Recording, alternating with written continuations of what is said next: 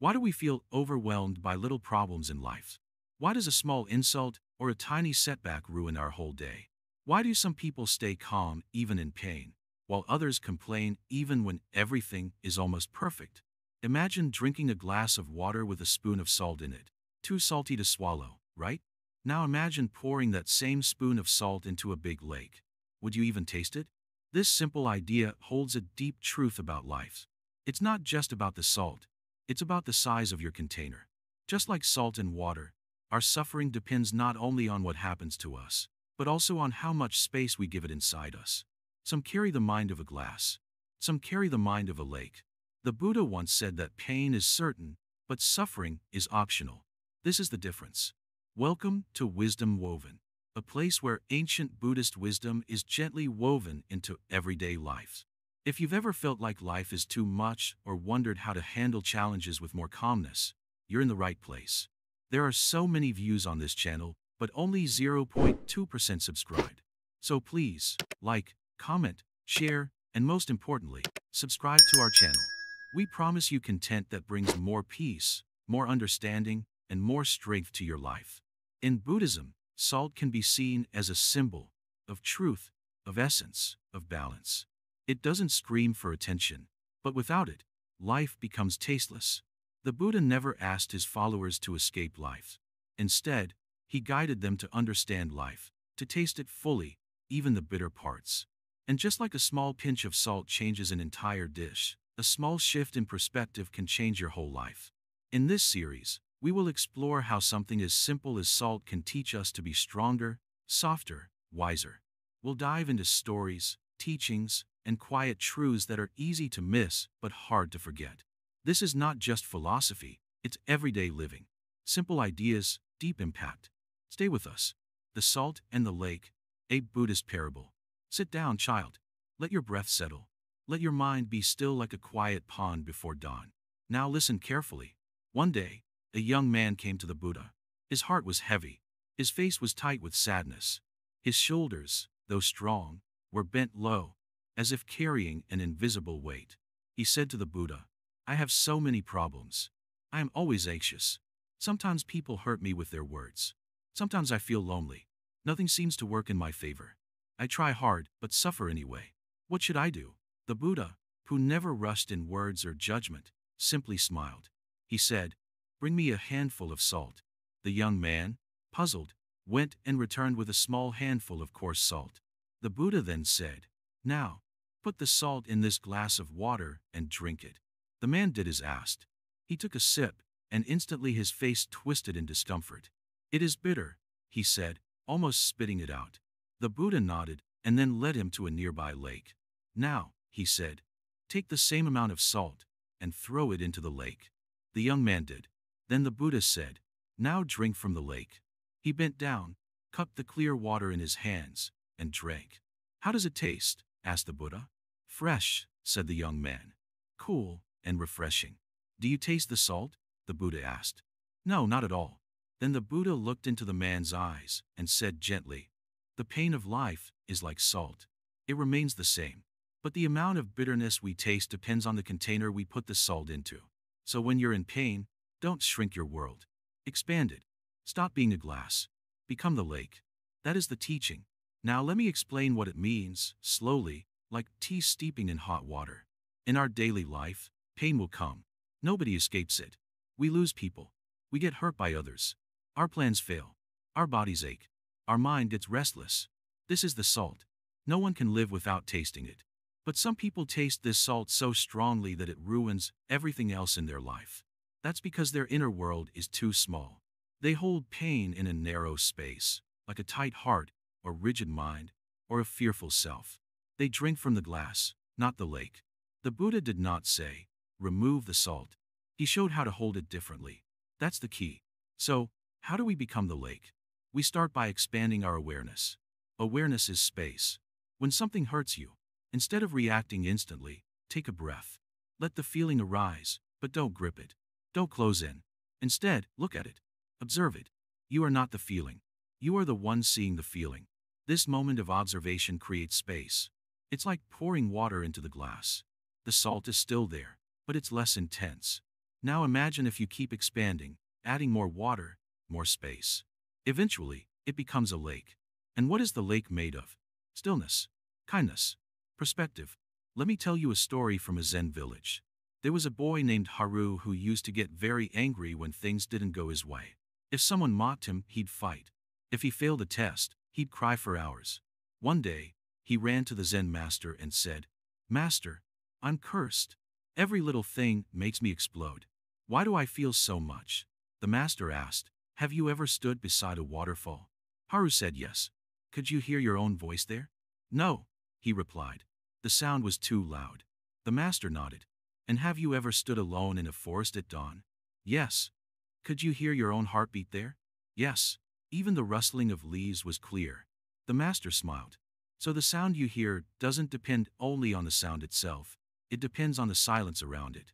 Your heart is too noisy, my child. Even small things sound loud. Learn silence, and the noise will lessen." This is the same teaching as the salt in the lake. To make your pain feel lighter, grow your silence. Now, how do you do that? Through meditation, even for 5 minutes. Sit, breathe, let your thoughts come, and let them go like clouds in the sky. Don't argue with them. Don't chase them. Just let them pass. Second, through compassion. When you feel pain, try to think of someone else who may be feeling something similar. This simple act of shifting focus creates space. You're no longer locked inside your own suffering. Third, learn to accept. The lake does not resist the salt. It simply absorbs it. In the same way, accept your feelings without panic. Don't label them as good or bad. Just recognize them as passing waves. And finally, through perspective, look up at the stars. Stand beneath a tree. Watch a child smile. These things remind you that life is vast. Pain is part of it, but not all of it. Now let me ask you a simple question. The last time someone said something unkind to you, how long did you hold on to it? 1 hour? 1 day? A week? Did they throw salt in your glass and leave, while you kept drinking from it again and again? Don't do that anymore. Don't be a glass. Become a lake. Buddhism teaches us to change not the world, but the way we carry the world inside us. It is not weakness to feel pain. It is only a mistake to carry pain in too small a space. If your mind becomes wide, calm, still, then even sorrow will have room to settle. In your journey, you will face unfairness, betrayal, disappointment. You will feel sadness, jealousy, even fear. But if your heart is wide, it will all pass through without disturbing your peace too deeply. That's the secret of the lake. It doesn't fight the salt. It just holds it in silence. So now, close your eyes for a moment. Imagine your heart as a vast lake, calm, open, deep. Let whatever salt you carry dissolve into it. This is the path. Walk it gently. Silent presence. Salt as the symbol of balance. Sit down, my child. Let the world slow down for a moment. Feel the silence. Breathe in and out. Now listen closely. Today, I will speak to you about something very simple, yet very powerful. Salt. Yes, salt. Something so common, so ordinary, that we rarely give it a thought. But inside this tiny white grain hides a teaching that even the wise bow before. It is the perfect symbol of balance. Quiet, hidden, but always present. Let me tell you a story. In a small monastery deep in the mountains of the east, the young monk once asked his master, "Why do we keep salt in every meal, even though it never shows itself?" The master smiled and said, "Because salt never tries to be the star, but without it, nothing else shines either." That is balance, my child. Salt does not dominate. It does not screen. It simply supports. It stays hidden, yet its presence changes everything. This is the way of the silent ones. The way of the balanced heart. Look around you. So many people in this world are loud, desperate to be noticed. They chase attention, praise, power. But what happens? They burn out. They lose their peace. Like adding too much salt to food, their lives become overwhelming, inedible, bitter. True balance, like salt, is invisible. It is not about removing desire, joy, or sadness. It is about adding just the right amount. Nothing in excess, nothing missing. That is the middle path the Buddha spoke of. Not too tight, not too loose. Just enough. You see, salt never asked for attention, but it uplifts everything. It humbles the sweet, calms the sour, and softens the bitter. In the same way, a balanced person does not control others. but their presence brings peace to all around. Have you noticed this? A calm person walks into a room, and suddenly everyone settles. That is the power of silent presence. When I was a young monk, I struggled with emotions. Anger, pride, fear, they would shake me. I wanted to defeat them, to force them out of me. But my master said, don't fight the fire. Cool the space around it. That was when I began to learn the way of salt. Subtle, slow, steady. Let me give you another example. A mother prepares soup for her family. She adds vegetables, spices, herbs. But something feels missing. She adds a pinch of salt, and suddenly, the flavors come alive. She doesn't need to explain it to anyone. She just knows. That one small thing changed everything. That's how balance works. It's not something loud or dramatic. It is a quiet correction, a small adjustment, a moment of stillness before you speak, a deep breath before you react, a smile when anger wants to rise. Just like that pinch of salt. In the teachings of the Buddha, balance is not a luxury. It is the foundation of the path. The middle way is not just a beautiful idea, it is the way out of suffering. Extreme discipline burns you. Wild indulgence drowns you. But balance, it sets you free. Salt also teaches us humility. It never tries to replace the food. It never says, look at me. It simply supports. That is what true service looks like. Not loud, not self-praising, just quietly making the world better. In Zen, we say, be like water, flow. Be like salt, stay unseen but known. A monk once asked me, Master, how do I know if I am balanced? I told him, watch your relationships. Are people calmer around you? Do they feel heard, respected, safe? If yes, then you are walking the path of salt. Balance is not proven by how still you sit alone, but how still others become when they sit beside you. Salt also teaches us about limits. A little is healing. Too much is harmful. Just as love without boundaries becomes attachment, and freedom without discipline becomes chaos, balance keeps us from falling too far in any direction. Children, listen carefully. You will have moments of joy. Don't cling to them. You will have moments of pain. Don't drown in them. Balance is not about denying emotions. It is about not becoming them. Let them pass through you, like a breeze through an open window. A balanced person is not empty. They are open. In one Buddhist temple, there is a practice. Every morning, monks take a single grain of salt and place it on their tongue before meditation. They say, this is the taste of life. Not sweet, not bitter, just real. That salt reminds them that enlightenment is not an escape from life. It is a deeper taste of it. You see, many people think awakening means running away to the mountains, living without pleasure or pain. But real awakening is living in the world, with all its mess, noise, joy, and sorrow, and not being shaken. That's balance. Like salt, you mix with life, but you don't dissolve in it. One day, a traveler came to me and said, Master, my life is chaos. My emotions are wild. I cannot find peace. I handed him a bowl of warm soup and said, taste it. He did. It was bland. I added just a pinch of salt. Now taste. He smiled. Perfect. I said, your life needs the same. Just one pinch of stillness, of presence, of balance. He did not understand right away. But later, he wrote to me. I changed nothing big. Just slept a little earlier. Breathed deeper. Spoke a little slower. Listened more. That small salt changed everything. You don't need to change your whole life today. Just begin with one pinch of awareness. One moment of patience. One act of compassion. One pause before the reaction. Slowly, that becomes your nature. When you walk this earth with balance, your steps are lighter, but your presence is heavier. You stop chasing things. You start flowing with life. You don't fight the wave. You learn to surf it. Salt also reminds us that not all power is loud. Some of the most powerful forces in life are silent.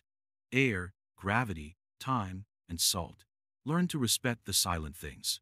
They hold the world together. Now, I want you to reflect. In your life today, what feels too much? Is it noise? Stress? Opinions?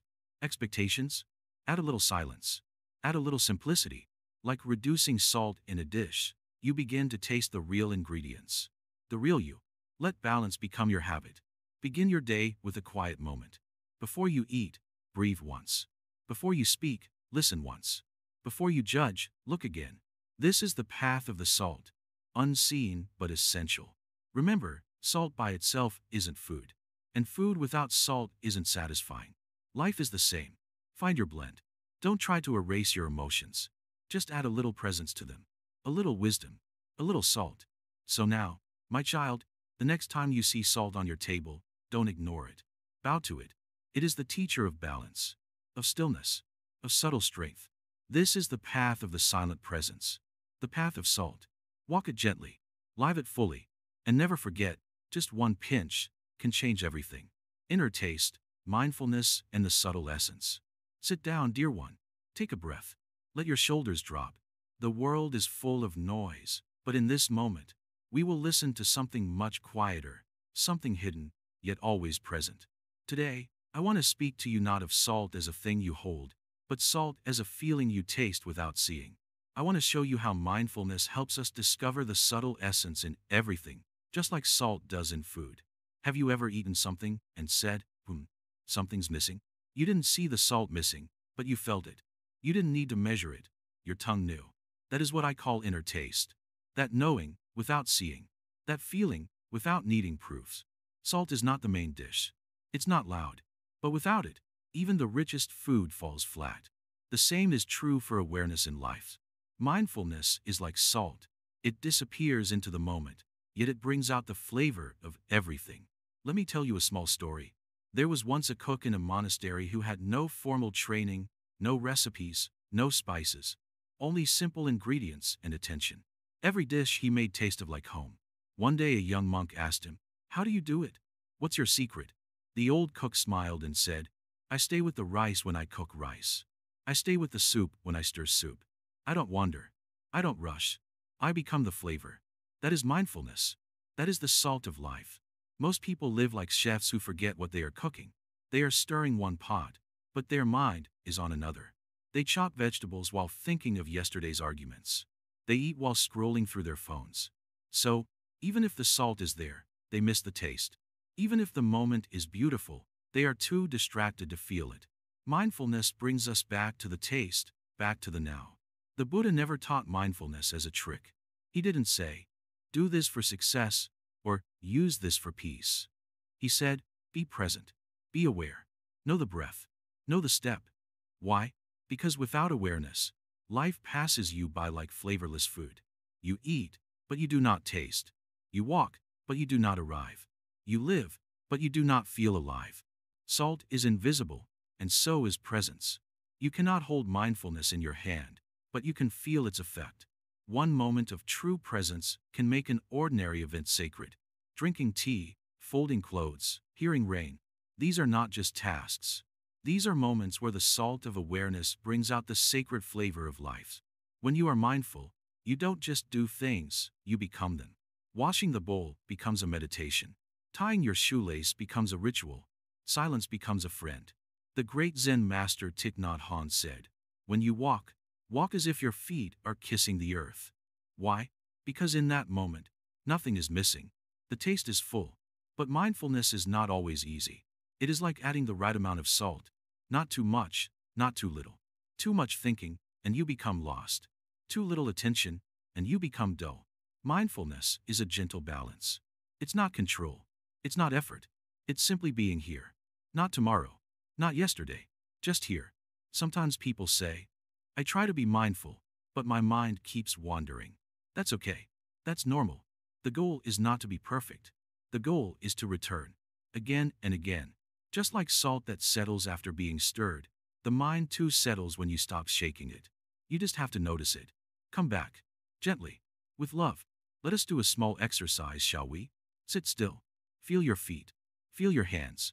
Take one breath. Just one. No need to change it. Just feel it enter, feel it leave. That's all.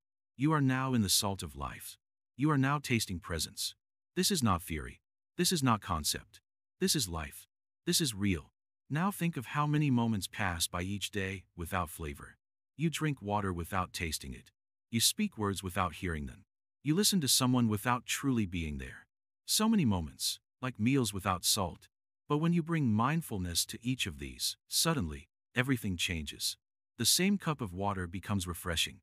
The same walk becomes peaceful. The same smile becomes powerful.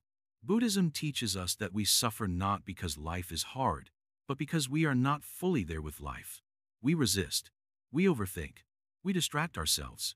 But when we return to the present with mindful awareness, even the difficult moments become easier to carry.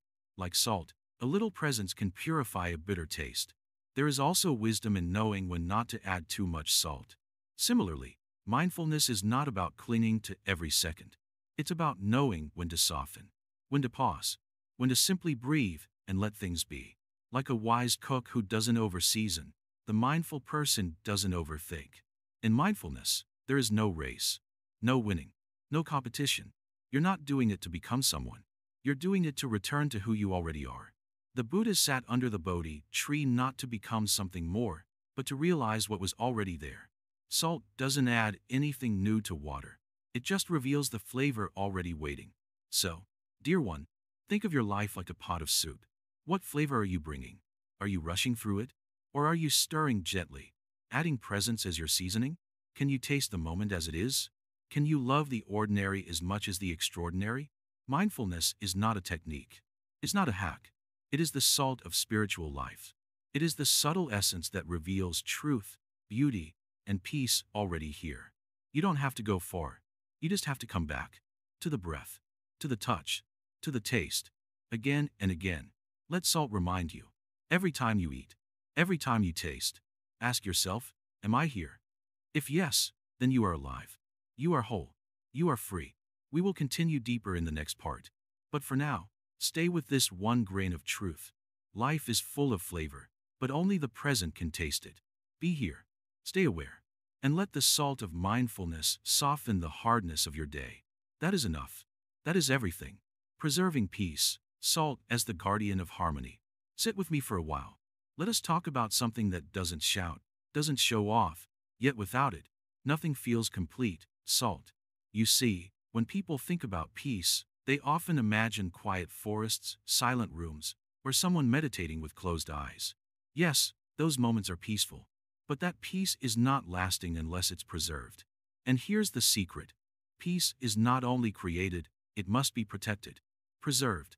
Like salt preserves food from decay, awareness preserves our inner calm from getting spoiled by the noise of the world. Salt is simple, ordinary, yet it has the power to stop rotting. Just like that, a simple breath, a kind thought, or a silent smile can stop the mind from decaying into anger or worry. When food is preserved with salt, it lasts longer. In the same way, when you protect your peace with mindfulness, patience, and right speech, your happiness lasts longer. You become less shaken. You respond, rather than react. You don't boil when someone throws their salt into your soup of emotions. There was once a young monk who asked his master, "How can I keep my peace? Every time someone says something cruel, I lose myself." The master gave him a bowl of warm rice and said, "Put it outside, uncovered." The next day, flies had settled on it, and the rice smelled bad. "Now," the master said, "add just a pinch of salt, and put out a fresh bowl." The next day, the rice remained clean and untouched. The monk smiled. That one pinch of salt, his awareness, was enough to keep things from going bad. In Buddhist practice, salt is not written about in sutras as often as great truths like emptiness or karma. But sometimes, it's the small truths that are hardest to live. Peace isn't found in temples or hidden caves alone. It is found in kitchens, in conversations, in crowded streets, if you have preserved it inside. Anger, jealousy, blame, they are like bacteria. They spread fast. One angry person in the room, and the mood shifts. One harsh word, and a relationship cracks. But if you have salt, self-awareness, and silence, you can stop the decay from spreading into you. You can stop yourself from becoming part of the rot. There's a saying in the Zen way, "A clean pot makes pure tea." It's not just the tea leaves that matter. It's the pot. In the same way, your peace depends not only on what life gives you, but how you hold it. Do you hold life with bitterness? Or do you hold it with calmness, like a salty sea that accepts every river? Now, salt also teaches balance. Too much salt, and the food is ruined. Too little, and the food becomes bland. Just enough, and it becomes perfect. In the same way, too much control in life makes you stiff. Too little, and chaos enters. Peace is found in balance, doing what needs to be done, but not holding on too tight. In Zen, we speak of Wu Wei, doing without forcing. It's like how salt dissolves quietly into the food. It doesn't demand attention, but its presence changes everything. Likewise, don't announce your peace to the world. Just be peaceful. Let it dissolve quietly into your actions, into your words, into your presence. One time, the traveler visited an old temple deep in the hills. He complained to the monk there, "My life is full of stress. People don't respect me. I try to be kind, but the world just spits bitterness back at me." The monk said nothing. He brought him a bowl of soup. The traveler tasted it. "Too bland," he said. The monk added salt, stirred it slowly. "Try now." The traveler tasted again and smiled. "Better." The monk only said, "You must become like salt. Not loud, not trying to be noticed, but able to change what cannot be changed with anything else. That is how peace works. Not loud, not dramatic, but preserving, transforming. Peace, my dear student, is not avoiding problems. It's knowing how to preserve your mind when problems arrive. When someone throws insult, you don't have to catch it. When someone brings their storm, you don't have to open your window. You can simply stay like salt, stable, quiet, guarding the flavor of your life. In Buddhist practice, there are the 5 precepts. One of them is right speech. This is salt. When you speak without lying, without harshness, without gossip, your words preserve harmony. They do not spoil the air. A simple sentence, spoken with truth and care, can preserve peace for years. Even the act of listening deeply is salt, because it stops conflict from escalating. Many fights happen not because of big reasons, but because people feel unheard. When you truly listen, you sprinkle salt on the wound. It stings for a moment, but it heals. You may wonder, how can I be the salt in my life? Begin small. Notice when you overreact. Pause before you speak. Breathe when anger rises. Choose silence over noise. Choose presence over rush. Choose understanding over being right. Salt never forces flavor. It enhances it. So too, enhance life with small, steady acts of peace. Remember, salt was once so valuable that it was used as currency. Roman soldiers were partly paid in salt. This is where the word salary comes from. This is how valuable it was. And in your life, peace is your salt. Without it, even a rich life becomes tasteless. With it, even simple days feel meaningful. Let your presence be like salt, humble, healing, preserving. Let your words be soft, yet clear. Let your thoughts be steady, like a hand sprinkling just enough wisdom into the stew of life. No one sees the salt in the food, but everyone feels it when it's missing. Don't look for peace in big things. Look for it in how you wake up, how you breathe, how you treat someone who disagrees with you. Look for it in how you handle a delay, a rude comment, a change in plan. Peace is not found. It is kept. It is preserved. And it begins in the smallest of things. So be like salt. Small, silent, strong, always ready to heal, always ready to preserve what matters most. This is how you live in harmony. This is how salt becomes the guardian of peace. Let this lesson dissolve in you, and stay with it. Too much, too little, the middle path in practice. Ah, my friend, sit down. Let us talk today about something very simple, yet very deep. We are talking about salt, but not just the salt you sprinkle on your food. We are talking about balance, about life, about what happens when there is too much or too little, and how, between those two, lies the beautiful road the Buddha walked, the middle path. Now listen carefully. Imagine you are cooking a big pot of soup. The vegetables are fresh. The fire is warm. The smell is comforting. But what if you pour in too much salt? 1 spoon becomes 2. 2 becomes 3. What happens then? The whole soup is spoiled. You can't drink it anymore. It burns your tongue. And what if you add no salt at all? The soup becomes flat, bland, tasteless. You feel disappointed, like something is missing. This is exactly how life is. If you chase too many desires, money, power, praise, you end up spoiling the soup of your life. Your mind becomes restless, heavy, always craving.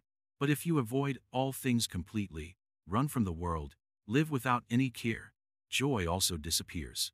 Your days feel empty. You become dry like old bread. That's why the Buddha said, neither indulge too much, nor deny too much. Walk the middle path. This is not just an idea. This is a way of living. Do you know how the Buddha discovered this truth? Let me tell you a story from long ago. Before he was the Buddha, he was Siddhartha, a prince. He had everything: silk clothes, delicious meals, dancers, music, comfort. He had too much. But his heart still felt empty. One day he left it all behind. He became a wandering seeker. He ate 1 grain of rice a day. He slept on cold stone. His bones stuck out like branches in winter. He had too little. Still, he didn't find peace. Then one day, as he sat by a river, he heard a musician teaching his student. He said, "Don't tighten the string too much, it will snap. Don't leave it too loose, it won't play." That was the moment Siddhartha smiled. The truth was clear. Just like the string of a lute, life must be tuned, neither too tight nor too loose. That is the middle path. Salt too teaches us this truth. A little bit brings out flavor. Too much ruins the dish. Too little makes it dull. So in your own life, ask yourself, am I adding too much salt? Am I overthinking, overworking, overwanting? Or am I adding too little? Have I lost my curiosity, my joy, my effort? You see, balance is not something we find once and forget. It is something we practice every day. Just like cooking. Every day the ingredients change. Some days are sweet, some are sour, some are bitter. You adjust the salt each time. Let me give you a simple example. You wake up in the morning and check your phone. You scroll and scroll for hours. That's too much. Your mind becomes noisy. You feel tired. So you say, "Okay, I'll give it up completely." But now you feel left out, disconnected. That's too little. What if you say, "I'll check my phone just twice a day, once in the morning, once in the evening"? Now that's balance. You didn't let the salt take over, but you didn't throw it away either. In Buddhist practice, this idea of balance is everywhere. When you meditate, you don't force your mind. That's too tight. You don't let it wander endlessly either. That's too loose. You sit, breathe gently, and watch with soft awareness. That's the middle way. When you speak to someone, you don't say everything in your mind. That's too much. But you also don't stay silent all the time. That's too little. You speak with care, at the right time, with kind words. That's balance. Even with kindness, we must be careful. If you give and give to others without rest, you will burn out. That's too much. If you hold back all your care, you become cold. That's too little. But if you take care of yourself and others, like a candle lighting another without losing its flame, then your life glows quietly. The middle path is not a straight line. Sometimes you go a little left, sometimes a little right, but your heart stays steady. It's not about perfect balance every moment. It's about coming back every time you lose it. When a dish is too salty, you add more water. When life becomes too hard, you add more rest. When things are too quiet, you bring in joy. This is the wisdom of cooking your own life well. In the Buddha's time, one monk asked him, "Master, why do you say suffering arises from desire?" The Buddha replied, "Because people either chase too much or avoid too much. They don't see the middle. But in the middle, peace lives." My dear listener, look at the ocean. So full of salt, yet it nourishes life. Not because it is extreme, but because it is vast. It holds balance within it. Your life, too, must become like that ocean. Hold space for joy and sorrow, effort and rest, love and aloneness. Don't overdo. Don't underdo. Be like the gentle pinch of salt that brings out the beauty of the whole. Now, you may ask, "Master, how do I know if I am in balance?" The answer is simple. If your mind feels soft, your heart feels light, your body feels relaxed, you are near the middle. If your mind feels tight, or lazy, or restless, you have moved away. Just notice, and gently return. Don't punish yourself. Even the best cook sometimes adds too much salt. But a wise cook tastes, adjusts, and continues. This is how you walk the path. Not with pressure, not with fear, but with attention, care, and daily practice. In the end, my friend, remember this. Life will never stay the same. Some days you will feel bitter, some days sweet, some days like fire. But if you remember the lesson of the salt, if you remember the sound of the lute string, if you walk the middle path, you will taste something very rare. Peace, not made by escaping life, but made by balancing within it. And that peace, oh, it is quiet, but it is beautiful, just like a perfectly balanced bowl of soup. So now, go and live today like a mindful cook. Taste, adjust, smile, and never forget, too much, too little, both will tire you. But in the middle, life sings. Shall we continue next time with another story, another pinch of wisdom? In the quiet halls of the monastery, where the sun filters softly through papered windows, life unfolds not in grand gestures, but in simple, mindful acts. Here, the monks gather each morning, seated cross-legged, breathing slowly, embodying a presence as calm and steady as a lake. This is the Sangha, the community of those walking the path together. To understand the importance of salt in the Sangha, one must first understand what the Sangha truly is. It is not merely a group of people living together. It is a living, breathing example of harmony, discipline, and balance. It is like a carefully salted broth, each member a grain of salt, unique but necessary, contributing to the whole flavor without overpowering it. Imagine for a moment a meal prepared without salt. The vegetables, the rice, the broth, all cooked perfectly, yet something feels missing. That subtle, unassuming pinch of salt awakens the taste, giving life to the dish. Similarly, in the Sangha, each monk brings their own qualities, challenges, and wisdom. Without the salt of their individuality, the community would be bland. Yet, when each mind blends with care, the collective becomes rich in understanding and compassion. In monastic life, salt symbolizes balance. Too much salt ruins a dish, too little leaves it tasteless. Likewise, too much pride or rigidity disrupts harmony. Too little discipline lets chaos seep in. The monks learn this balance not through words alone, but through daily practice, waking early, meditating, sharing chores, eating mindfully, and speaking only when necessary. One lesson the Sangha teaches is the art of moderation, echoing the Buddha's middle way. Salt reminds us not to cling to extremes. It does not overwhelm the flavor, but gently enhances it. So must we approach our emotions and desires, with neither harsh suppression nor wild indulgence. Monastic life strips away distractions. The monks do not accumulate wealth or possessions. Their lives are simple. Salt, too, is simple, common, yet essential. It asks nothing and yet gives much. This humble mineral is a mirror to the monastic heart, quiet, patient, and deeply nourishing. Within the Sangha, salt also represents preservation. Just as salt preserves food from decay, the teachings of the Buddha preserve the community's peace and purpose. When conflicts arise, and they do, for even monks are human, the wisdom held by the Sangha acts like salt, preventing the bitterness of anger from spoiling the group. The monks practice patience. When tensions flare, they breathe deeply, remembering the salt in their lives. Each moment of restraint, each act of kindness, is a grain of salt that sustains the Sangha's harmony.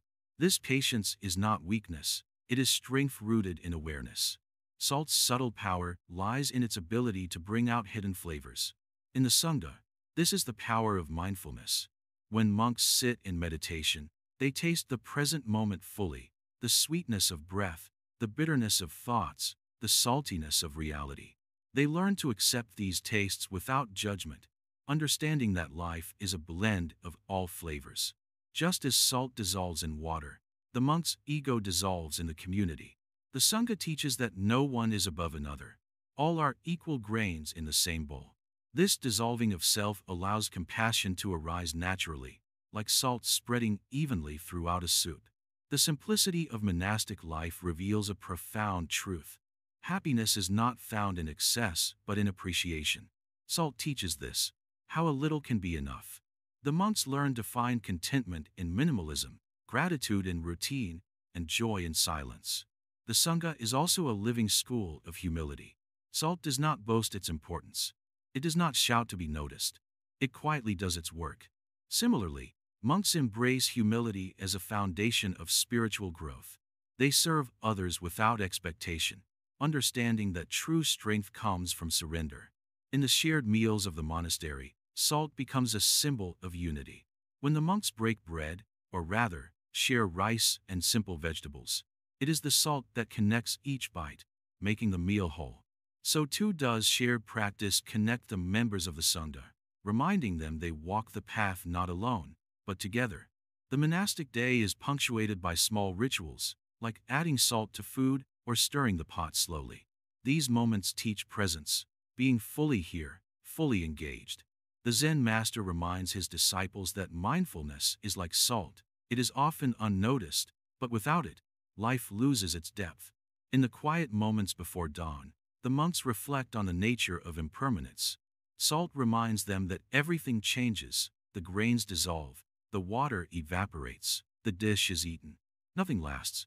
Holding this truth lightly, they learn to let go, embracing each moment as it comes. The Sangha's strength lies in its ability to adapt.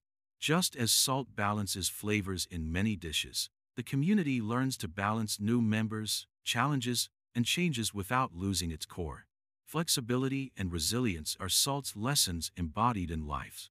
The monks also see salt as a teacher of compassion. Just as salt is necessary for the body's health, kindness and empathy are necessary for the soul's well-being. The Sangha nurtures these qualities through shared practice, gentle correction, and mutual support. Salt's humble presence in the monastery kitchen is a reminder that greatness often comes in small packages. The monks know that enlightenment is not a sudden explosion, but a slow infusion of wisdom, like salt slowly blending into a stew. At night, under the stars, the monks meditate on interconnectedness. Salt, harvested from the sea or mined from the earth, travels many hands before reaching their bowls. This reminds them of the vast web of life, how all things depend on one another. The Sangha lives by the principle that even the smallest acts matter. Just as a pinch of salt can change a whole meal, a small kind word or a quiet moment of understanding can transform the community. Ultimately, salt in the Sangha is a symbol of the sacred balance between self and others, discipline and compassion, simplicity and depth. It teaches that the path is not about grand gestures, but humble presence, not about perfection, but loving acceptance. So, as you walk your own path outside the monastery walls, remember the salt. Taste your life fully. Bring balance to your heart. Blend your uniqueness into the whole. And like the Sangha, find peace not in isolation, but in connection, seasoned perfectly with wisdom and kindness. The salt of suffering, transforming pain into wisdom. The Zen master sat quietly beside the still pond, watching the ripples fade slowly into calmness. A student approached and asked, "Master, why do we suffer? Why does pain seem to follow us like a shadow that never leaves? Can suffering teach us anything good?" The master smiled gently and replied, "Look closely at this salt." He held out a small bowl of pure salt crystals. Salt is like suffering, small grains that can sting if they enter a wound, yet they also preserve and enrich life. The student looked puzzled. How can salt, which causes pain when it touches a cut, be anything but hurtful? The master pointed to the pond. Imagine the pond is your heart, your mind. When a single grain of salt falls into the water, it dissolves quietly, changing the water just a little. But if the whole pond were salt, it would be too bitter to drink. He continued, "Suffering, like salt, is part of life. It is inevitable. No one escapes it. The Buddha taught that suffering exists. It is a truth we must face. But how we respond to suffering, that is the real lesson." The student listened carefully, wanting to understand more. "Do you know why salt is precious?" the master asked. "Because it reveals taste. Without salt, food is bland and lifeless. Without suffering, we may never recognize joy, kindness, or compassion. Suffering awakens us. It shakes us from our illusions and comforts, showing where we are attached or closed off. It teaches us humility and patience. It makes us look deeper inside ourselves." The master paused and said, "Think of a pot of soup without salt. It looks fine but lacks flavor. Add salt, and the soup comes alive. Suffering is that salt. It can deepen the meaning of life if we allow it." "But how do we allow it?" the student asked. "How do we not let suffering break us?" The master's eyes twinkled. "Suffering is like a wave in the ocean. If you fight it, you are tossed and broken. But if you learn to float with the wave, you find peace beneath the surface." He explained that the key is not to resist pain, but to welcome it as a guest. When pain arrives, instead of pushing it away, we can observe it calmly. This is mindfulness, the art of watching without judgment or fear. "When you feel hurt," said the master, "do not scream or run. Breathe deeply. Notice the feeling. Name it pain, sadness, anger. Do not add stories or labels beyond the feeling itself. Watch it like a leaf floating down a stream. In this way, suffering loses its sharpness. It becomes a teacher rather than a tormentor. The master told a story. Once, a monk was struck by great loss. His heart was broken. Instead of denying his pain, he sat quietly with it each day. Over time, he discovered that his suffering opened a door inside, a place of kindness and understanding he never knew before. This is the salt of suffering, the master said. It transforms us. It breaks the hard shell of ego and pride. It softens the heart and teaches compassion. The student nodded slowly, beginning to see the truth. The master added, when suffering comes, do not ask why me. Instead, ask what is this teaching me? The Buddha said, pain is inevitable, suffering is optional. We cannot control pain, but we can control how we meet it. The student reflected on this. So, suffering is like a gift, wrapped in pain? Yes, the master smiled. A gift wrapped in rough paper. If you open it carefully, you will find wisdom inside. He then spoke about impermanence. Everything changes, pain, joy, life itself. Like salt dissolving in water, suffering will fade if you do not cling to it. Clinging turns a moment into a lifetime. The master taught that by practicing patience and acceptance, we slowly change our relationship with suffering. It no longer rules us, but becomes a path to awakening. In your daily life, the master advised, notice small sufferings, discomfort, boredom, frustration. These are practice moments. When you meet these small waves with calmness, you prepare yourself for the big ones. He reminded the student that the Buddha's path is called the middle way. It is not about avoiding pain or seeking pleasure blindly, but walking a path of balance and wisdom. Salt preserves, it enriches. Suffering preserves our humanity. It reminds us to be humble, to care for others, and to seek freedom not from life, but within life. The master concluded, remember this. Just as a small pinch of salt can change the taste of an entire dish, a moment of suffering can transform your whole being. If you embrace it with an open heart. The student bowed deeply, feeling the weight and lightness of the master's words. The pond was still once more. The salt was dissolved, but its essence remained, subtle, powerful, and life-giving. Nourishment beyond flavor, dharma in daily simplicity. Sit down. Be still. Breathe. Let me tell you something that most people miss, not because it's hidden, but because it is too simple to be noticed. Salt. You use it every day. You touch it when you cook. You taste it in food. You feel it on your tongue. But you never think much about it. It's just there. It doesn't shine like gold or smell like flowers. It doesn't dance for attention. But remove it, and suddenly, everything is bland, everything is flat. This is the same with Dharma. Dharma, the teachings of the Buddha, is not something dramatic. It's not meant to impress. It's not always grand. Dharma is quiet. Dharma is daily. Dharma is just like salt. You don't need to go to a temple. You don't need to wear orange robes. You don't even need to chant loudly. You just need to live simply, watch your mind carefully, and treat each moment as sacred.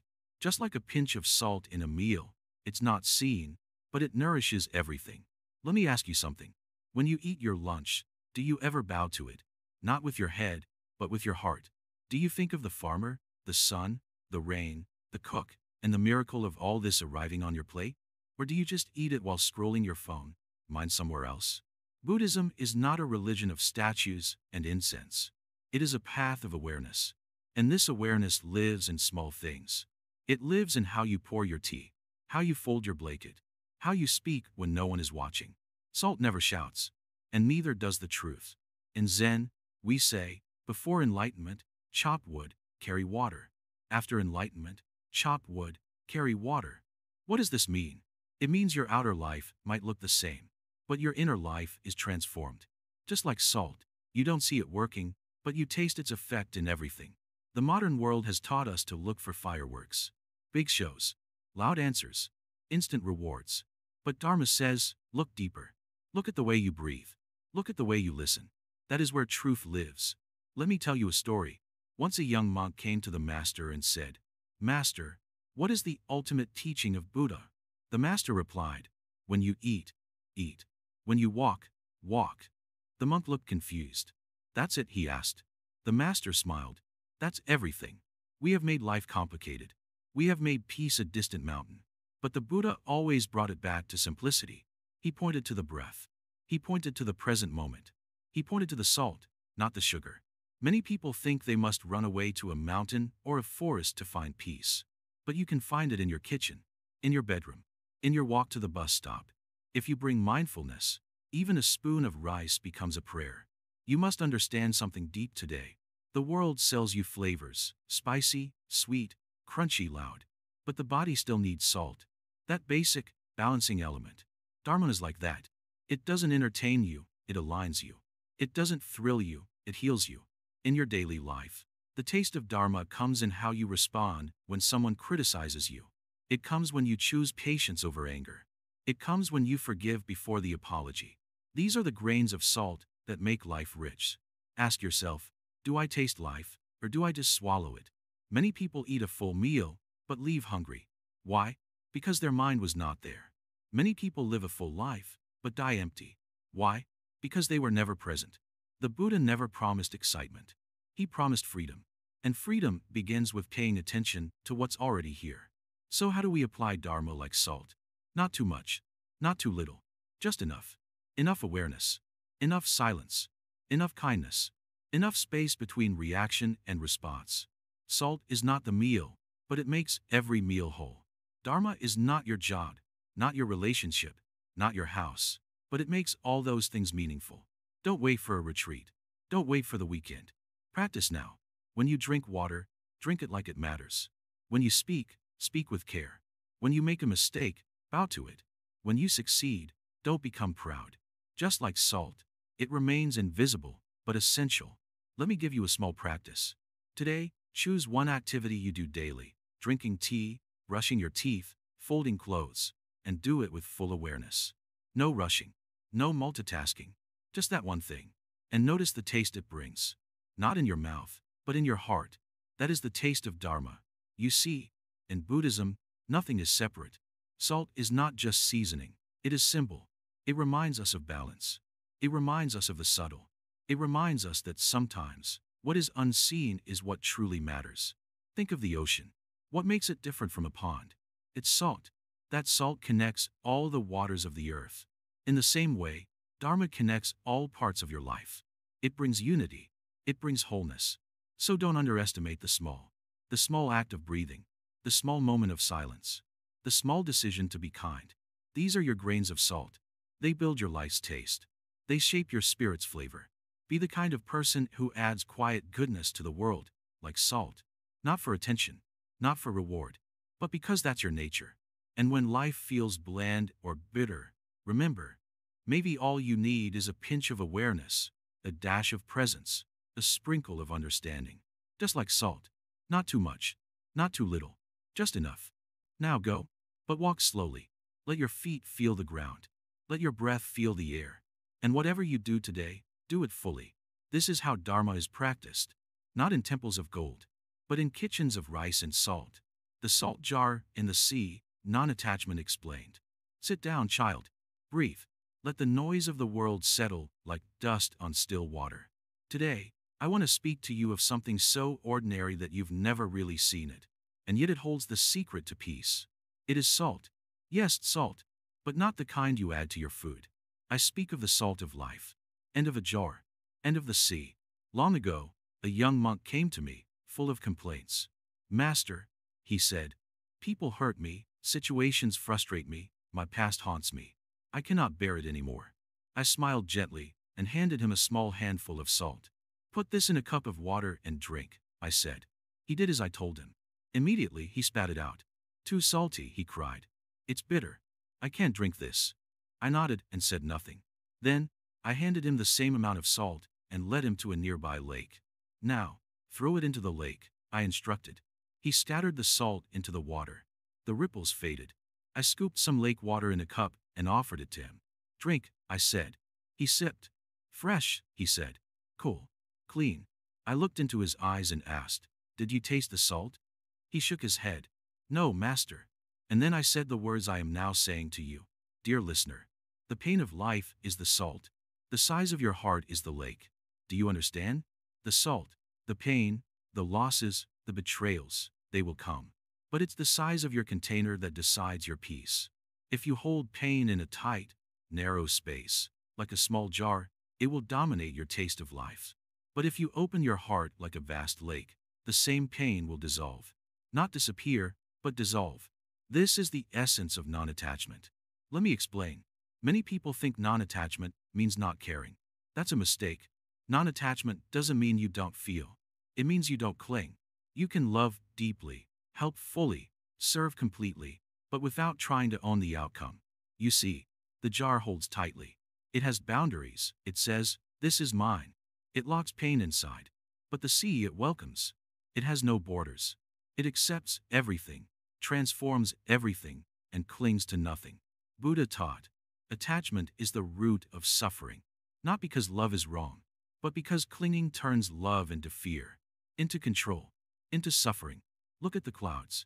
Do they hold the rain forever? No. They release it. They give freely. That is the way of nature. That is the way of freedom. Now, think of your own life. Your expectations from others. Your memories.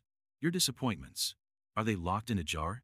Are you carrying bitterness every day because you haven't learned to expand? Imagine someone said something hurtful to you last week. If you kept that moment sealed inside a small glass of your mind, it turns poisonous. You think of it again and again. You feel it over and over. But if you have the mind of the sea, that insult floats in, swirls, and vanishes. It becomes nothing. But how do I become the sea, master? You may ask. Ah, beautiful question. You become the sea by loosening your grip, by practicing spaciousness. Meditation is the first step. When you sit silently and breathe, you are stretching the edges of your jar. You are allowing thoughts to rise and fall without judgment. That is expansion. Gratitude is another step. When you remember what is right, what is good, what is still beautiful, even in hard times, you are adding more water to the lake. Gratitude makes pain smaller, not by removing it, but by surrounding it. Compassion is the next path. When you shift your attention from yourself to others, your heart grows. A selfish life is a tiny jar. A kind life is a wide sea. Try it.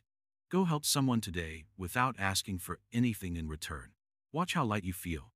That is salt dissolving. Forgiveness is the final gate. Not easy, but freeing. Forgiveness doesn't say the wrong was okay. It says, I will not let this salt ruin my lake. You release it. You become the sea. Sometimes, child, people think strength means holding on. But real strength is letting go. Can a jar hold a storm? No. But the sea can. And it stays whole. You may have lost people. You may have failed. You may have been betrayed. Yes, it hurts. That is the salt. But do not shrink. Do not become smaller. Open. Soften. Grow. In the great Buddhist teachings, there is a word, upekkha, equanimity. It is not indifference. It is balance. It means standing in the middle of life, neither clinging to joy nor resisting pain. Like the sea, calm, deep, receiving all, drowning none. So when life gives you salt, do not run. Do not fight. Just ask, how big is my container today? Each morning, wake up and whisper, I am the lake. I am not the salt. Each night, lie down and breathe out. Let it pass. Let it dissolve. I do not cling. And slowly, silently, like water wears stone, you will change. Your anger will soften. Your fears will shrink. Your burdens will lighten. The jar will crack. The sea will rise. One day, something painful will happen. A harsh word. A lost opportunity. And you will smile. Not because you are numb, but because it no longer defines you. That day, you will not ask, why me? You will say, ah, this too is salt. And I, and the sea. Now go. Drink some water. Taste life fully. Be the one who carries not the bitterness, but the depth. The jar is safe, yes. But the sea is free. Evaporating ego, dissolving self in compassion. Sit with me, quietly. Breathe in, and breathe out. Let everything settle like a pond after a stone has sunk to the bottom. Today, I will tell you about salt and ego. Strange, isn't it? Salt and ego. But if you truly listen, you'll taste something more than flavor. You'll taste freedom. In life, we all carry an image, a version of who we think we are. We call it I, me, mine. This image is built with thoughts, memories, likes, dislikes, past wounds, future dreams. We polish it daily. We protect it fiercely. This is the ego. But here's the secret. This I is not a fixed thing. It is not solid like stone. It's vapor, like mist on a mirror. You see, salt, when placed in water, does not stay separate. It dissolves. It blends so completely that you can no longer see it. Yet it is there. It changes the entire taste of the water. That is how compassion works. And that is what happens when ego disappears. When ego is strong, everything becomes personal. Someone says a harsh word, we take it to heart. Someone gets ahead, we feel jealousy. Someone forgets us, we feel hurt. Life starts revolving around this tiny I. We are always defending, comparing, proving, or fearing. Ego is like a wall that keeps us separate from others, from peace, even from our own self. But compassion is like warm water. It melts the wall. Ego, like salt, slowly dissolves. And in that dissolution, we begin to feel something rare, something soft. It is connection. Once, a student asked his Zen master, "Why do I suffer when others criticize me?" The master handed him a cup of water and said, "Drop a spoon of salt in it, and drink." The student grimaced. "Now," said the master, "drop the same salt into this lake and drink." The student smiled. "It tastes like pure water." The master nodded. "Be the lake. Let your ego dissolve in compassion. Then no insult can poison your peace." Ego always wants something. It wants to be right, to be praised, to be recognized. It wants to win. But compassion wants to give. It wants to understand, to include, to heal. One is heavy, the other is light. One creates distance, the other creates closeness. In Buddhist practice, we learn to see the ego not as an enemy, but as a misunderstanding. We think we are separate, so we suffer. But the Buddha taught anatta, no permanent self. Just like salt, we are not separate blocks. We are part of the vast ocean of life. Every wave rises, but no wave is separate from a sea. Many people think letting go of ego means becoming weak. But that's not true. To dissolve ego is not to disappear. It is to become vast.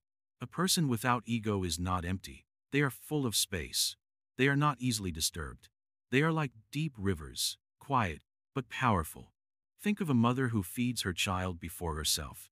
She doesn't say, "Look at me, I'm sacrificing." She simply acts out of love. That is ego-free action. That is pure compassion.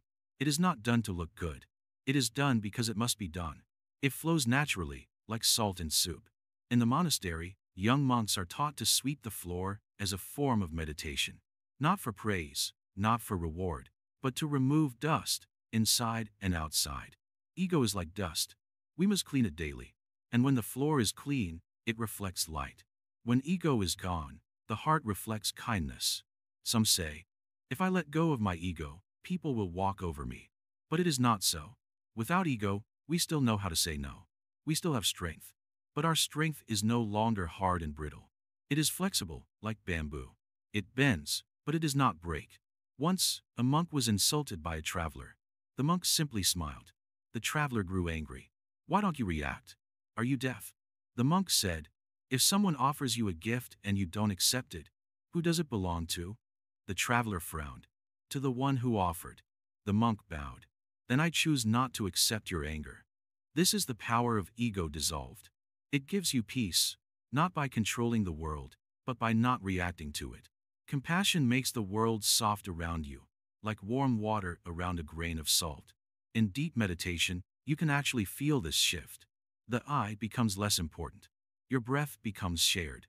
Your heartbeat feels universal. You begin to sense that your joys and sorrows are not entirely your own. They belong to the river of life. The Buddha never said to destroy the ego. He said to understand it, to see its tricks, to watch how it clings, judges, separates. And once seen clearly, ego begins to fall away. Not with force, but with awareness. Like when you pour salt into boiling water, it disappears silently, yet changes everything. In the modern world, ego is celebrated. Be somebody, they say. Prove yourself. But in Zen, we say, be nobody. Just be. That is enough. When you are nobody, you are not trapped. You are free to be anyone or no one. You're not limited by your name, your title, your story. You become the sky, vast, open, without boundaries. Now ask yourself, who are you without your titles? Without your fears? Without your anger? When all that is stripped away, what remains? just salt dissolved in life. This path is not easy. It takes patience, daily practice, kindness to yourself. But slowly, as ego evaporates, suffering thins. And in that space, compassion enters like a gentle breeze. It's okay to start small. Maybe today, forgive someone silently. Maybe tomorrow, listen more than speak. Maybe next week, stop needing to win an argument. Slowly, the salt inside you will melt. And then, like the salt that becomes part of the ocean, you too will become part of something far greater than yourself. Not as someone separate, but as someone deeply connected. Not seeking attention, but offering presence. This is the way of the heart with no walls. This is the way of salt, dissolved. This is the way of true freedom. This is the gift of Buddhism, not to build a better ego, but to dissolve the ego and taste the world fully. Now breathe. Let go a little more. Be the lake. Be the sea. Let the salt become part of everything. And smile. Not because everything is perfect, but because you are no longer holding it all so tightly. The final grain, becoming the salt of the earth. So we arrive here. Not with a bang. Not with a sudden explosion of understanding. But slowly, gently, like salt dissolving into water. Like the morning light entering your room. Unnoticed at first, but changing everything quietly. All this while, we've been talking about salt. You might wonder, what's the big deal? It's just salt, right? It's something we throw into the pot, something cheap, common, uncelebrated it. But now, I ask you, my dear listener, isn't life just like that too? Ordinary, common, cheap to those who don't look closely, uncelebrated it, until someone tastes its depth. Today, we talk about becoming the salt of the earth. Yes, you. Not as a grand hero, not as someone loud and important, but as the quiet essence in every moment. The small grain that changes everything, without needing recognition. Let me tell you a small story. There was once a young monk who asked his master, "Why do people forget me? Why do I not stand out? Why do I feel invisible?" The master gave him a bowl of rice. Plain white rice. Nothing special. Then, he sprinkled just a little salt into it. "Now taste it," he said. The monk took a bite. His face softened. "It tastes complete now," he whispered. The master nodded. "You are the salt," he said. "Without being seen, you make life full." That is the role of one who walks the Buddhist path with depth. Not to shine, but to serve. Not to seek applause, but to add meaning. Quietly, truthfully. My friend, you've come this far. That means something. You've listened. You've reflected. And you've understood, somewhere deep in your being, that it's not about adding more noise to life. It's about becoming more silent, more present, more essential. Buddha never taught us to chase greatness. He taught us to become grounded, to be real, to be aware. And what is salt, if not awareness itself? Always there, never seen. Transforming without being loud. Holding everything together, without holding attention to itself. Let me ask you gently, what kind of salt are you? Are you the kind that adds bitterness to the pot, because you were added in a rush? Or are you the kind that enhances everything, just by being the right amount at the right time, in the right spirit? You see, salt does not overpower. It joins in harmony. It becomes part of everything. The Buddha said, as the ocean has one taste, the taste of salt, so does the Dharma have one taste, the taste of freedom. And that freedom, my dear listener, comes not when we run away from the world, but when we dissolve into it without losing ourselves. When you become the salt of the earth, you do not shout your truth, you live it. You do not preach peace, you become peace. You do not seek meaning, you give meaning. In Zen, we often say, the ordinary mind is the way. It means that you're walking, you're cleaning, you're cooking, you're caring. All these simple acts can be deep Dharma when done with full awareness. No fancy robes, no golden statues, just presence, like salt, always quietly working in the background. This is the last part of our journey together, but truly, it is only the beginning. Because now, you must take this salt and become it. Dissolve your ego. Sprinkle kindness in places where bitterness rules. Preserve peace where decay has set in. And above all, add your flavor to life, not to dominate it, but to deepen it. Even one grain of salt matters. Even one moment of mindfulness transforms. Even one act of compassion touches eternity. You do not need to be big to make a difference. You only need to be true. And remember, salt never asks for thanks. So go live like that. Before we part ways, let me gently remind you again. There are so many views on this channel, but only 0.2% of viewers subscribed. If this journey touched your heart, if even one line gave you peace, please like, comment, share, and subscribe to our channel Wisdom Woven. Help us keep this gentle river of wisdom flowing. You never know, someone out there may be living a bitter day, and your one share may be the salt they need to feel whole again. So this is it, the final grain. You are not here by accident. You are here because life brought you to a deeper hunger, a hunger not for more things, but for more truth. And maybe, just maybe, this small teaching on salt showed you how beautiful your ordinary life truly is. Go and live as the salt of the earth. You don't have to be seen. Just be present. Be simple. Be real. That is enough. That is everything.